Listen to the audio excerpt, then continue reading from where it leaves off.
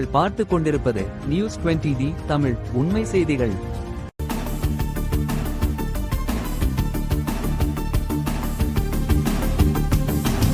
வணக்கம். நீங்கள் பார்த்து கொண்டிருப்பது நியூஸ் 20D உண்மை செய்திகள்.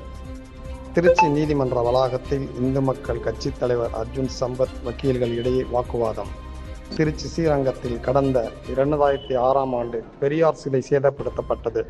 இது தொடர்பாக இந்து மக்கள் கட்சி தலைவர் அர்ஜுன் சம்பத் உள்பட 8 பேர் மீது போலீசார் வழக்கு பதிவு செய்தனர். இந்த வழக்கு திருச்சி தலைமை ஜுடிஷியல் மாஜிஸ்திரேட் கோர்ட்டில் நடைபெற்று வருகிறது. இந்த வழக்கு நேற்று விசாரணைக்கு வந்தது. அப்போது அர்ஜுன் சம்பத் உள்ளிட்டோர் கோர்ட்டில் ஆஜராகினர். விசாரணை முடிந்து வெளியே வந்தவர்கள் புகைப்படங்கள், வீடியோக்கள் எடுத்துக் கொண்டிருந்தனர். அப்போது அங்கு வந்த வக்கீல் கென்னடி கோர்ட் வளாகத்தில் வீடியோ புகைப்படம் எடுக்க எதிர்ப்பு தெரிவித்தார். மேலும் விசாரணை முடிந்துவிட்டால் வெளியே செல்ல வேண்டும், கோர்ட் வளாகத்தை பிரச்சார களமாக மாற்றக்கூடாது என்றார். இதை கேட்ட அர்ஜுன் சம்பத் வாக்குவாதம் செய்தார். சத்தம் கேட்டு மேலும் சில வக்கீல்கள் அங்கு திரண்டதால் அர்ஜுன் சம்பத் ஆதரவாளர்களுக்கும் வக்கீல் சங்கத்தினருக்கும் இடையே கடும் வாக்குவாதம், தள்ளுமுள்ளி ஏற்பட்டது. உடனே போலீசார் அங்கு வந்து இரு தரப்பையும் சமாதானம் செய்தனர். திருச்சி செய்தியாளர் H. பஷீர்.